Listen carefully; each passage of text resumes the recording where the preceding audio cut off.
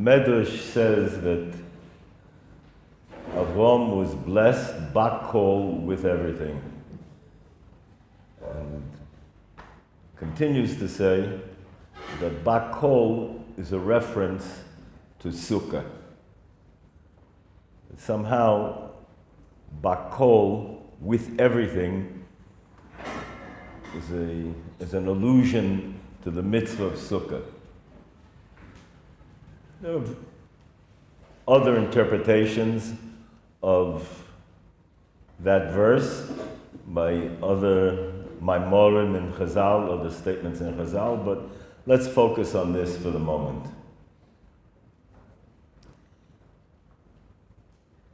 There's a Gemara that relates that on the Day of Judgment, nations of the world are going to be confronted with truth, reality as it is, no more illusion. And they'll ask for a mitzvah to be able to fulfill, to somehow make amends for their failings. So in this cosmic dialogue, the Rebbeinu Shalom offers them the mitzvah of Sukkot.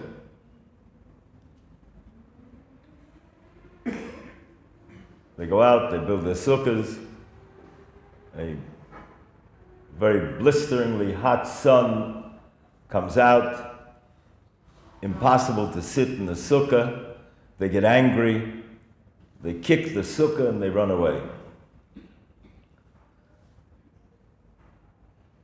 What's the failure? The failure is that halachically also, a Jew, if he's in tsar, if he's in pain, is no longer obligated to fulfill the mitzvah. On the contrary, we have sources in halacha that indicate that it's a very, very naive and plebeian response to try and fulfill it under those circumstances. But he doesn't kick the sukkah. Halacha says now to sit. The halacha says there's a time to sit and there's a time not to sit. It's pouring rain, or it's burning hot, or it's freezing cold, that you are a mitzvah, you're in pain, you're suffering. You don't sit in the sukkah. My question is, why would this be the mitzvah that's chosen to be the litmus test to differentiate between the Jew and the non-Jew? Why is Sukkah somehow more suited to make this differentiation than another mitzvah? And we have to assume that that is the case, otherwise the Rebbeinu Shalom would not have chosen Sukkah for the separating the men from the boys.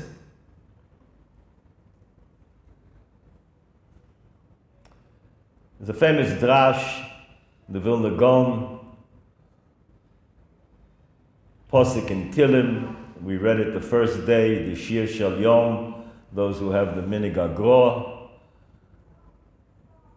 Ayin Vov in Tilim, Vayehi b'shalem Sukkot umonosoi b'tzion.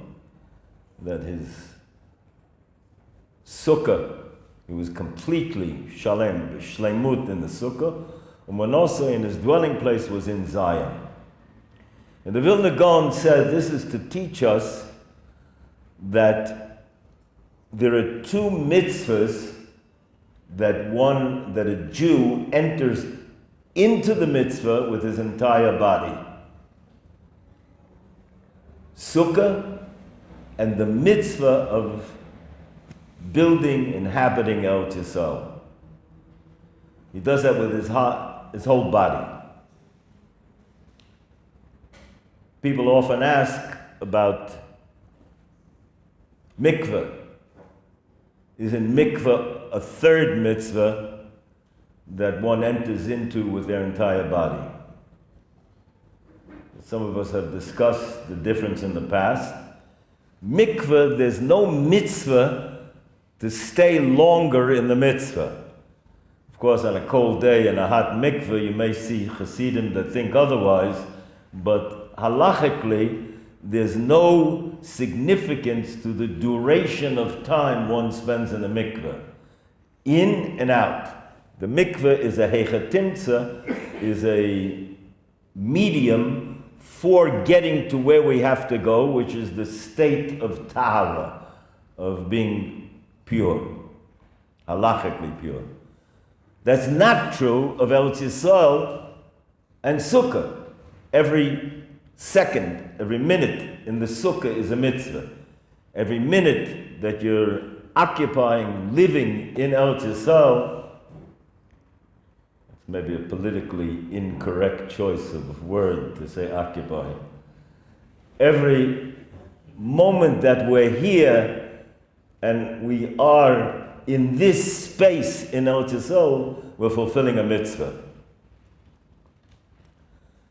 There are shittas, there are positions that even hold if I help somebody else to live in Eretz Yisrael, then I can fulfill the mitzvah of inhabiting, of Yishuv Eretz Yisrael. Of course, the mitzvah, the gufa is odef, mitzvah to do with his own body is even more.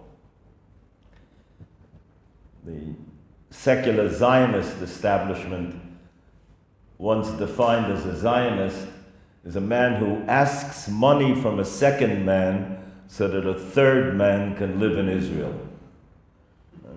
That's the establishment perception. But the reality is there's a mitzvah of living in Eretz Yisrael. The Ramban reckons it as a mitzvah and even goes so far as to say he awards a preparatory status for fulfilling mitzvahs outside of Eretz Yisrael, chiyuvim, obliged. But there's another dimension of fulfilling mitzvahs in Eretz Yisrael. So there are two mitzvahs, Sukkah and Eretz Yisrael. Interestingly enough, what we see from the Gemara is that somehow the non-Jew doesn't take kindly to the mitzvah of Sukkah. Let's try and explore why.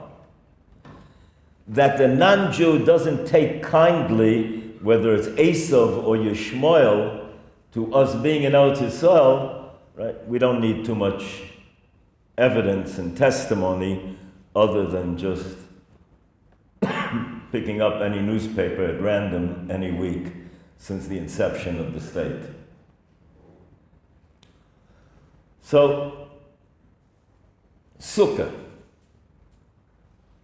Bakol, again, that was the esoteric, enigmatic medrash.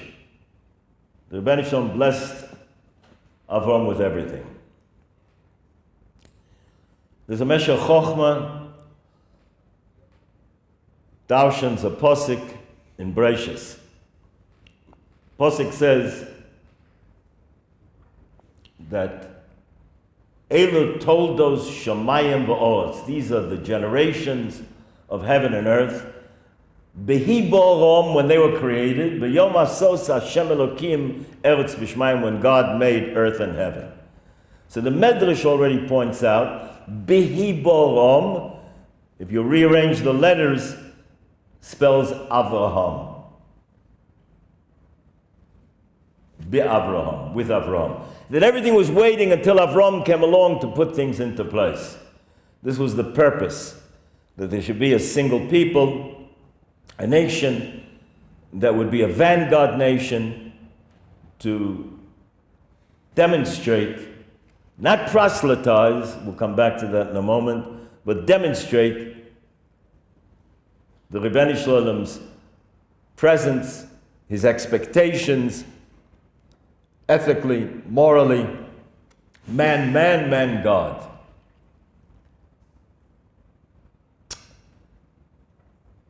Ask the Meshech Chochmah, how come the beginning of that verse says, Ela told us Shamayim v'Oretz, these are the generations of heaven, or the stories of the history the relating of the events of Shemayim, what was created in Shemayim, and on the land, Behi Borom with Avram, and then it switches. It says Eretz v'Shemayim, earth to heaven. The beginning is Shemayim to Oretz. And then Avram somehow is a pivot that things change and it becomes Eretz to Shemayim. Says the Meshech Chochmah, that until the generation of Avram, there were people walking the earth who knew somebody who knew somebody who knew Adam Harishon, who knew Adam, the first man. And therefore they could verify the creation ex nihilo, something from nothing, what had been the history of the world from Adam up till that point, through testimony. Testimony is like videoing the facts, visualizing them. That's testimony. Seeing it through somebody else's eyes, but seeing it. So that's heaven to earth. That's fact. Testimony. By the time Avram comes on the scene, now he has to reconstruct it using his reason, inductively, saying, wait a minute, did this all happen accidentally? Is this all happenstance? Right? He comes across a computer, a Coke machine, and a Jaguar in the desert. And he said, just over an infinite period of time, the winds blew together the sands and put this all together. There was no intelligence that worked out the motor, the engine, the model of this Jaguar, nor of the computer, nor of the Coke machine. Is it possible? Can't say it's impossible over an infinite amount of time. Is that the way we live and think normally? No. When it serves us, the unconscious agenda, then if we find evidence that an intelligence is at work, then you don't have to be Sherlock Holmes and turn to your chavrusa Watson to ask him what he thinks and decide it's elementary that there was an intelligence that put this together. In fact, all of creation is a whodunit.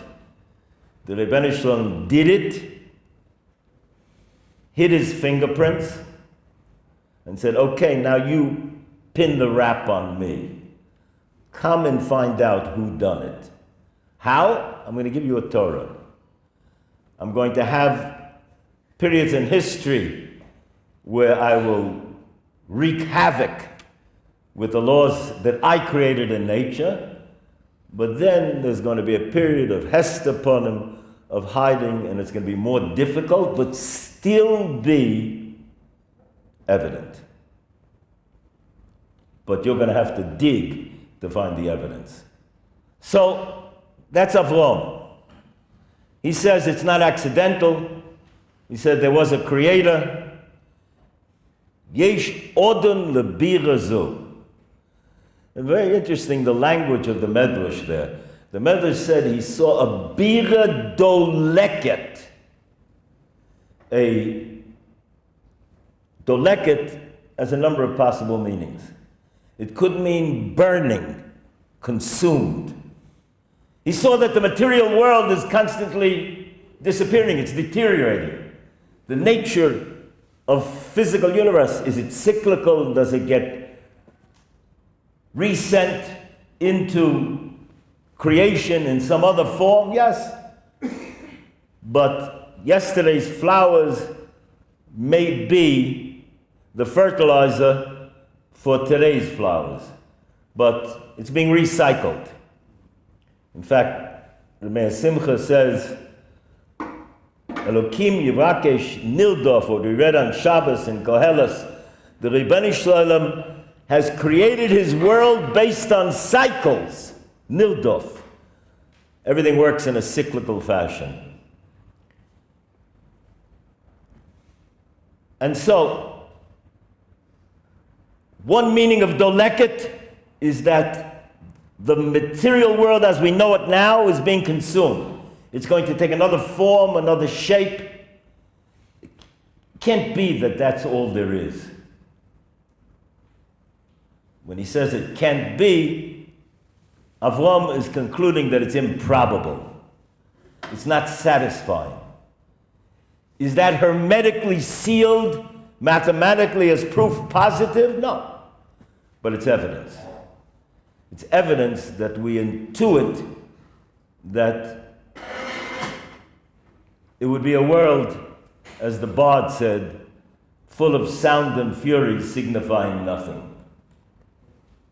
Is that possible? It's possible. But again, is that consistent with the way we live everywhere else when we find such evidence? And it's important to differentiate between proof and evidence. Proof means it's hermetically sealed. No. There's wiggle room. But there is evidence. And if we would be objective, what conclusion would we come to? I like to ask people newly arrived at Or Sameach that have heard a little bit about the quote-unquote Chredi restrictions, constrictions, halacha. And I point to the Shulchan Aruch on the shelf, the code of law. And I ask him, you have an imagination? Yeah. In a flight of imagination just now, allow for the fantasy that Shulchan Aruch, instead of saying, where tzitzis, daven Kriya Shema by a certain time, eat kosher, don't eat this, do eat that, instead of saying all that Shulchan Aruch read, eat like a gourmand, live like a libertine, recklessly, randomly taking whatever pleasure you can at any price from your earthly existence. And your Maker is going to measure you on the day of judgment by how much pleasure you took. I created you with hormones to be able to take that pleasure, and I want you randomly and recklessly to take all that pleasure. And your world to come will be measured accordingly. Make believe that was the Shulchan Aruch. Now look at the evidence. For Sinai, for creation, would it be more persuasive or less persuasive? The same evidence. I submit that the same evidence would be more persuasive. Because unconsciously you're already anticipating the conclusions. What is it? The Maskil poet once said, look what these Jews did. They tied up God in tefillin and tzitzis. We think it's not being bound, it's being unbound. And I'll come back to that. But one thing we have to objectively agree is that we're not objective in our approaching of any issue. Unconsciously, on some level, we're anticipating the consequences. Are they going to serve me or not serve me? My appetites will be less satisfied, delayed or not delayed, postponed or not postponed. And a human being, according to Talmudic definition, is a psychological, not a logical creature. He's always negotiating between his appetites, the conventions of the society around him, trying to come to some kind of compromise and pay the lowest price and get the most. Okay, so that's one interpretation of doleket. But this leads us to another interpretation. Physical world deteriorates. Is that all there is? Maybe. Not very satisfying. Seems kind of strange for this all to have been put together just for those 80, 90, 120 years that we have on this sojourn. But possible.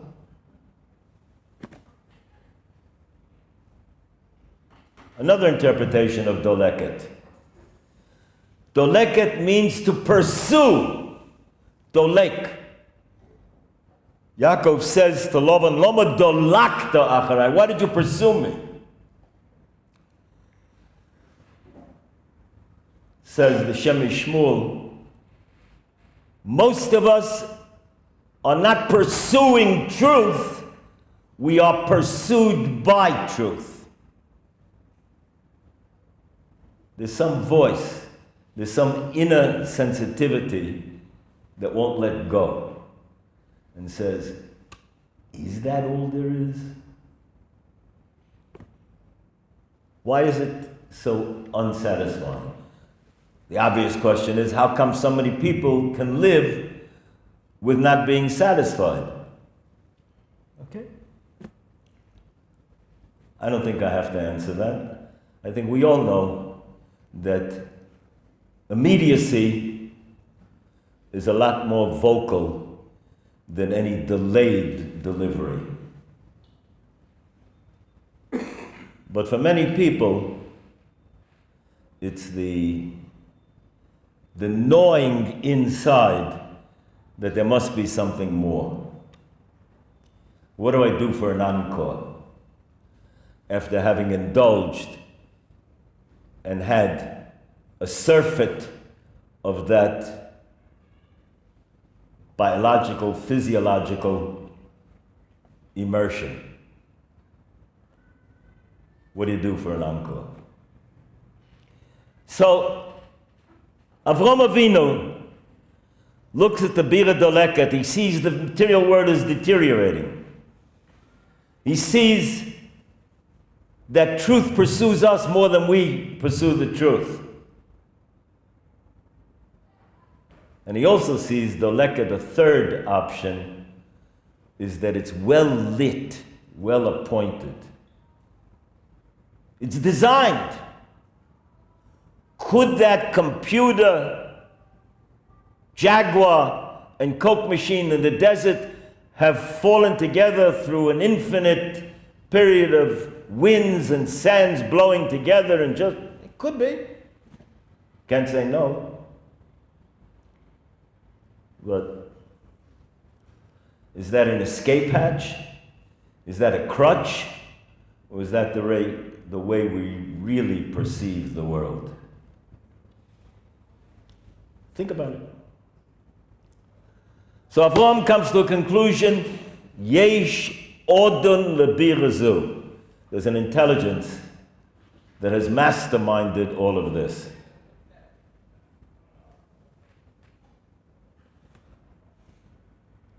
Avraham is the first one, Chazal say, to call the world the subject of God. That God is the master of this world. He's not removed to some celestial haven and just clipping coupons on whoever is doing mitzvahs. He's micromanaging this universe. Not macromanaging, micromanaging this world, the earthly existence that we know. But does he do it with supreme subtlety, especially in the period of Hester Punim when he's hiding himself for reasons that we're taught in the Novi and in Chazal? Okay, so our question, I'm coming back now. Sukkah is the differentiator between the Jew and the non-Jew. That's the mitzvah they're given, they fail. The Vilna Gaon said 2 mitzvahs that you enter into with your entire body. Eretz Yisrael and Sukkot. And they're 2 mitzvahs that the non-Jews seem to have a problem with. And in fact, they're interrelated. Gemara Menachos says, when the Beis Mikdash was up and running, Jews accepted sacrifices from the non-Jewish neighbors. But that korban, that sacrifice, was always treated as a korban olah. Korban olah means completely consumed on the Mizbeach, as opposed to a shlomim where part is eaten. And the Gemara does not cite scriptural derivation in order to support this. It says rather it's a self-evident proposition. Why? Because the non-Jewish mentality is libo la-shamayim. He's either engaged in spirituality or in the physical universe. It's inconceivable that you can eat and the eating should be a mitzvah. It's either or. Either you live an ascetic existence, a monastic existence, and then you're spiritual, or you're moving towards higher levels of spirituality, or you're engaged in the physical universe, one or the other.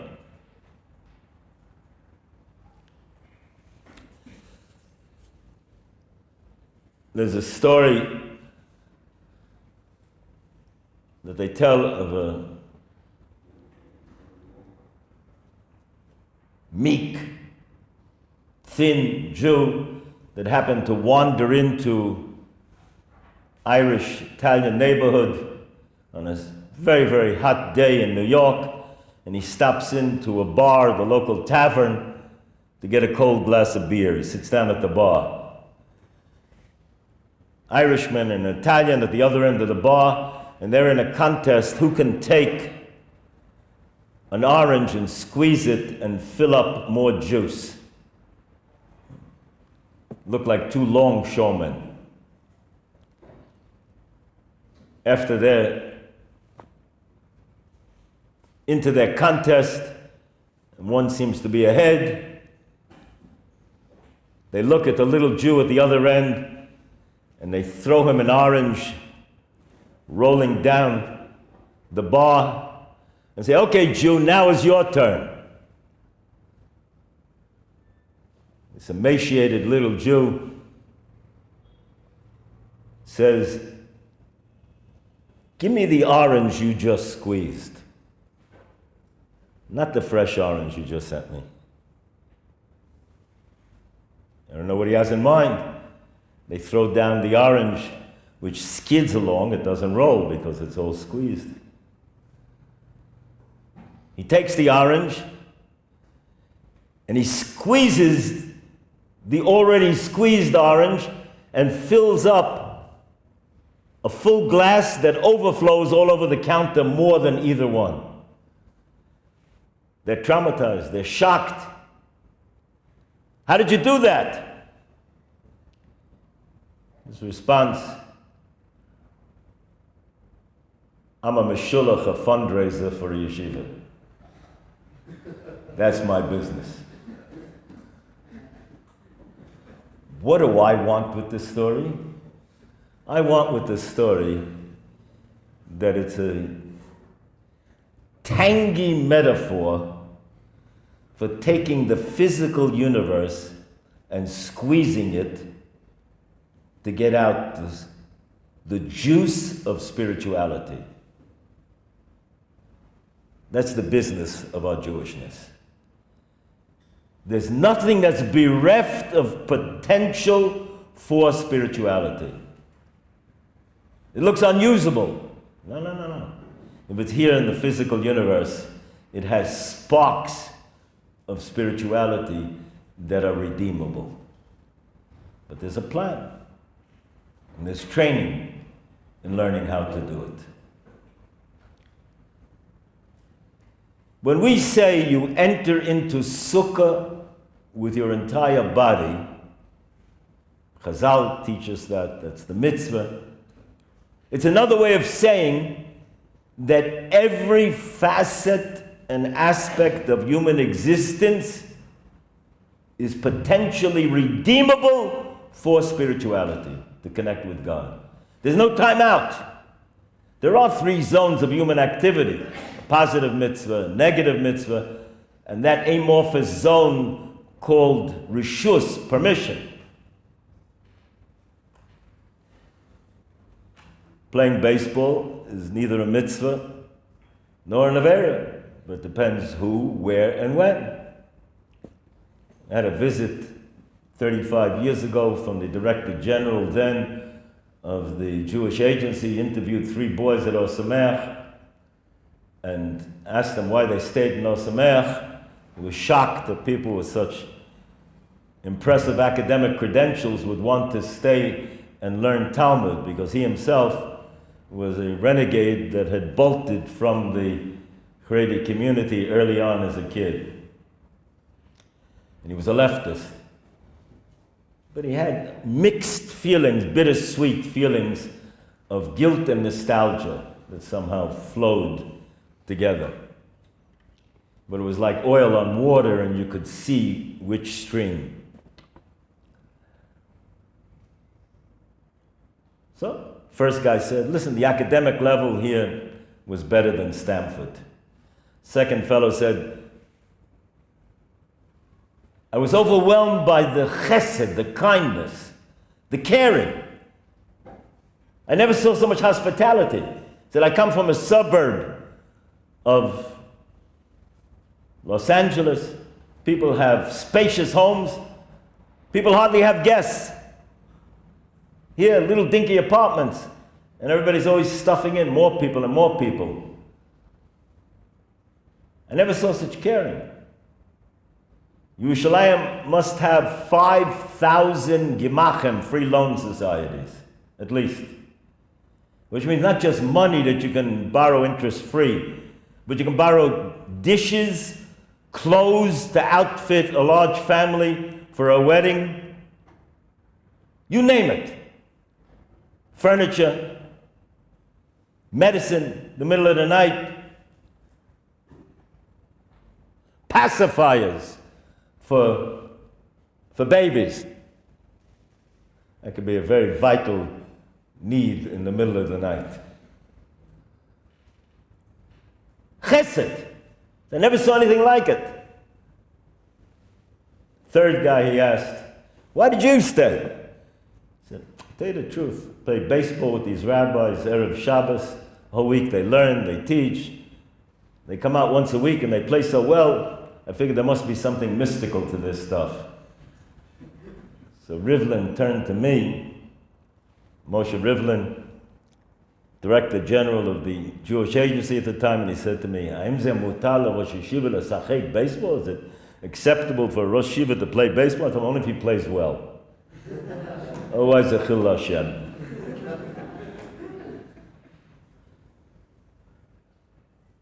But there's a time, and there's a place. Olam shona v'nefesh. Anything potentially is redeemable. Gimon Baba Bassa says, when should I apply, enact a certain tendency to want to deny God's beneficence? You know when? When there's a poor man that's reaching out his hand to you, don't say, the Rebbeinu Shalom will take care of him. No. It's your problem now. You deal with it. Yeah, but every facet and aspect of human character and personality, anything exists in the world, is grist for the mill. It's potentially available. That's the mitzvah of Sukkot. That's the message of the mitzvah of Sukkot. You sleep in the Sukkah, you mekayim a mitzvah. And that is exactly in direct counter-distinction to the Gentile mentality. Gentile mentality is willing to have a program of my indulgement my pleasures, my happiness, with a commercial every now and then of spirituality to interrupt the program. But the program is about me, with a commercial. The Jew says, no, that's not the way it is. The Rebbe Shem created a comprehensive, total universe. Mitzvahs aseh, positive mitzvahs, negative mitzvahs, and that zone of activity that can be one way or the other, you can shape it. Play well when you're playing with your Talmidim. Could be a Kiddush Hashem. By the way, I don't know if I shared with some of you how I first got into the Kiruv world. I was a New Yorker, went down to learn in yeshiva in Baltimore.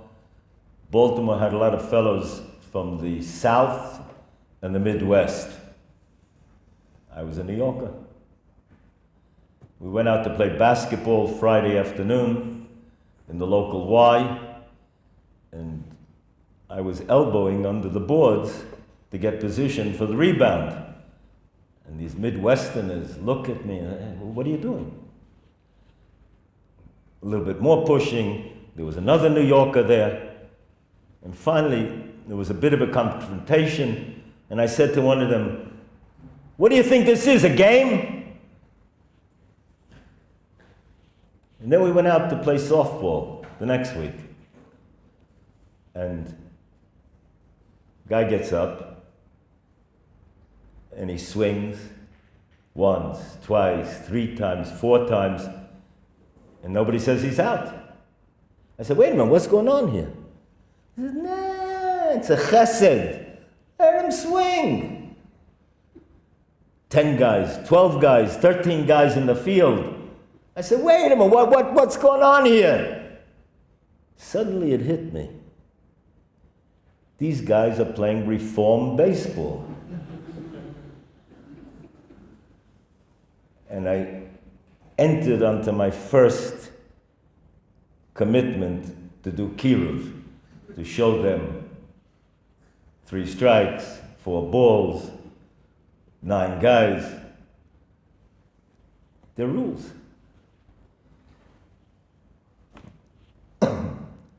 As part of the excitement is to innovate within the rules. And so Sukkah is comprehensive. Sleeping, eating. The message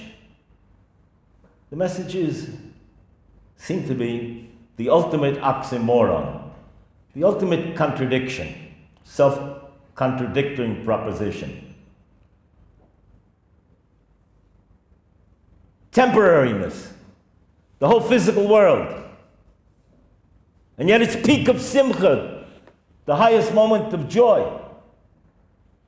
You know why? Because if you expect from the merely physical, the exclusively physical, a delivery of genuine happiness, you're waiting for a delivery that's not going to come. Ennui, boredom, disappointment. Inevitable. It's only by understanding that the physical universe is merely a vehicle to get you to where you have to go, and that it's the spirituality that resides within it. It's hidden. You have to learn how to squeeze it, even if it looks like it was already squeezed. Eretz Yisrael. Judaism is in fact the only religion that is exactly congruent with a nationality. There are other religions, lahavdil, that have holy places, but for us, there must be a national homeland, and it must be in a particular place within these halachic boundaries. I'm not getting into the discussion right now of the urgency to make that happen sooner or later. what are our priorities. Suffice it to say that we're talking about the ideal. Because the Jew says that only if there is an exact congruence between my political national identity and my religious goals can I be a totally comprehensive, a Jewish shleimus. The Maharal says completeness leads to simcha and simcha leads to completeness. No cultural schizophrenia.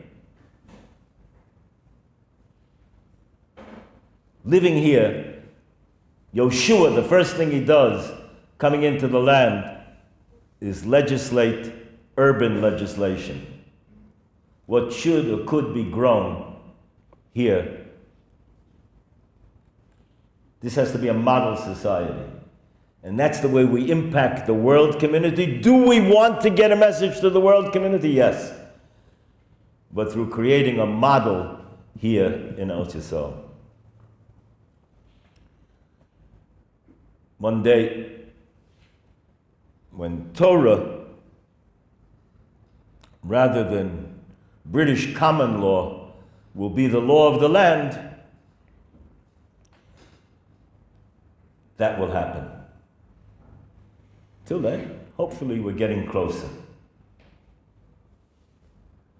And so, again, to litter the streets of Yerushalayim is a religious infraction, not just civil. The Jew living anywhere in the world has a kind of cultural schizophrenia. He has his religious law, and he has his civil law that he has to deal with. And we have a game plan for how to live in Golus, because that's a contingency. But our ideal means completeness, wholeness. It means that Eretz Yisrael is a sukkah, is that living here, building it. And that's again, the first Rashi tells us, why does the Rebbeinu Shem start with Breishis Bo Elokim? What do I need that for? Let's go straight to the story of Klal Yisrael and their mitzvahs and what they have to do. No, because we're going to have to refer back to the Rebbeinu Shalom's plan for the universe. And the nations of the world, Rashi already says early on, are always going to have a problem with us being in Eretz Yisrael. Because they cannot tolerate this message. Completeness, wholeness. That there's a God that governs it all. Micromanaging, and gave us access to a plan on how to maximize our potential and the potential of all the resources we find around us. Sukkah and Eretz Yisrael. So it's not accidental that that's the mitzvah that's chosen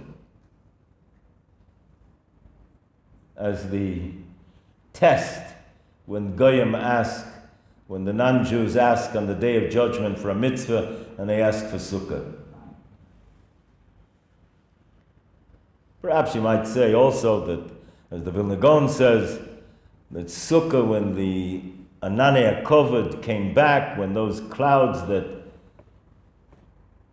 enveloped Klal Yisrael, when they came back, that was indicative of the tshuva, their repentance having been accepted on Yom Kippur, the second luchos. So that was supreme joy. So they wanted to plug into that which represents the tshuva. But that's what the tshuva is about. Everything. Everythingness. There's nothing exempt. It's all part of the game plan.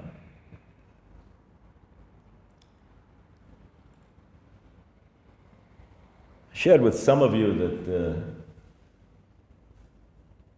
not long ago I was asked, okay, we see some beauty, power, energy, but What's with these uniforms, black hats, black jackets? And by the way, when you go to a simcha, or you come to a beis medrash, you can see a couple of hundred black hats. How does everybody know where their hat is?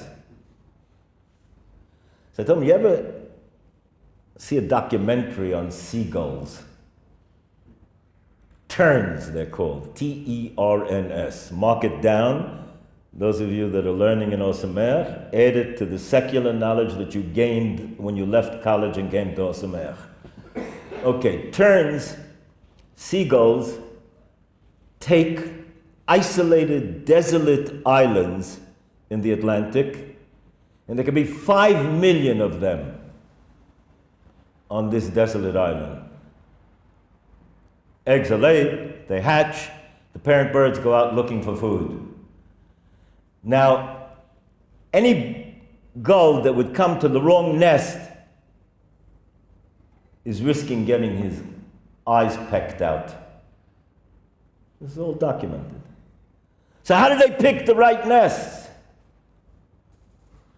They found, amazingly enough, niflos habayri, that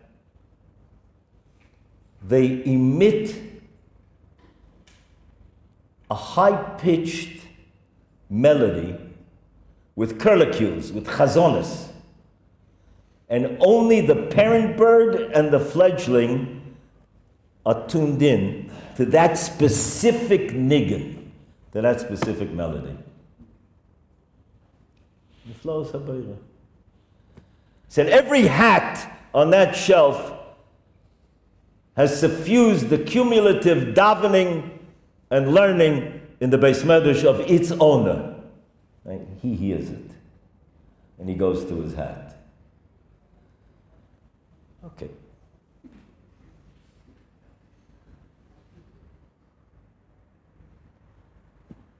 When you're in a defensive mode at times, you have to set up barriers.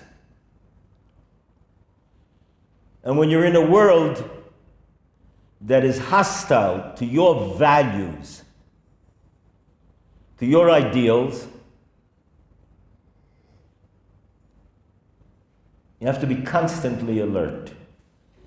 And what we're talking about is constancy. Consistency and constancy. It's all about being all about. Because do I take time out for R&R, for rest and recreation? Yes. But that's in order to come back and do better and more of what I have to do, qualitatively and quantitatively. And I have a gauge for how and when to do that.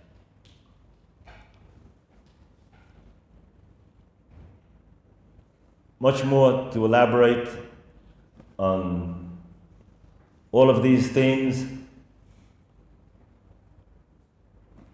Now isn't the time. Let's just end with this idea. Sukkah and Eretz Yisrael both got bad press and continue to get bad press. Eretz Yisrael and our being here in the world press. As long as we internally are going to have our problem with living Sukkadik, with living with a sense of the comprehensiveness of mitzvahs, and that it's all a resource to be lifted to Shemayim. And most finally, I look around the room, I know a few people here that have heard me tell this story, and I'm going to end with this, but most of you haven't. It works better with a l'chaim, but we'll have a delayed l'chaim.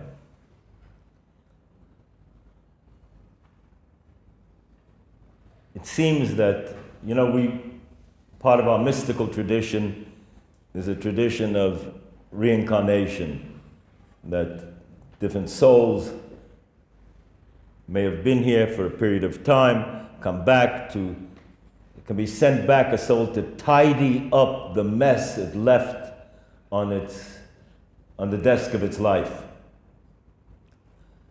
So I told a potential donor of ours one time that I know authoritatively, can't divulge how, but I know authoritatively, that in a previous incarnation, I was a multi-millionaire entrepreneur that did not give enough to yeshivas. And so the Rebbeinu Shalom sent me back to deal with guys like you to make sure you do what you're supposed to do. So unless you want to come back and do what I'm doing now, do what you have to do now. I had the satisfaction of watching him turn pale and break out in a cold sweat, but I didn't get what I wanted. Any event, not long after that, I had a shiur to give in Manhattan. This fellow was there. It was a breakfast shiur to a group of businessmen, secular businessmen. When I have a shiur that early in the morning, I usually try and come in the day before. This time it didn't work. I arrived at 6:30 in Kennedy. Those of you who are familiar with the procedures there, and I had to get to Midtown. Then, this was about 25 years ago, the fastest minion in the world that was in the Guinness World Book of Records was on 29th and Lex, at Derris Kale. I don't know if they still hold the record because it's been a long time since I've been there. But if you blinked, you missed it. Any event, after davening, I start to make my way out, and fellow standing in the doorway, huge guy, blocking the doorway, said in perfect New Yorkese, "Ain't no one leaving here without making a l'chaim today. I have yortzeit." Now, yortzeit means the anniversary of the departure of somebody for whom you have to say Kaddish. We have a tradition that on the anniversary of the yortzeit, of the departure, the soul is rejudged, and any mitzvahs that are done in the name and for the sake of that departed soul accrue to that soul's the credit. That's the minig. I tell him, I don't have any time. I have to get to, this was 29th and Lex, I had to get to 56th and 6th. Already there's traffic. I got to grab a cab. No. I look at him, huge guy. I looked at the l'chaim. It seemed more prudent to make the l'chaim than argue with this guy. I had the l'chaim, so I already had a mezainis. First the mezainis. By the time I got to the shiur, I was about 20 minutes late. My secular businessmen were already imbibing in the breakfast. I tell them, fellas, you know guys that like to drink? I said, yeah. I said, how many of them are capable of drinking 7:30 in the morning? None of them. I said, how come I just came from a minion? None of these guys are big drinkers. And everybody had a l'chaim 7:30 in the morning. Good question, Rabbi. What's the answer? I said, when a non-Jew drinks, he drinks to escape responsibility. The prefix there is me, from. He's drinking mei chayim, from life. And unfortunately, secular Jews have been influenced by the Gentile environment. The Torah Jew drinks to heighten his consciousness of all the resources that the Rebbeinu Shalom put at his disposal to be able to connect comprehensively to it all. He drinks lichayim, to life. If you drink lichayim, you can drink 7:30 in the morning. Good job, fellas.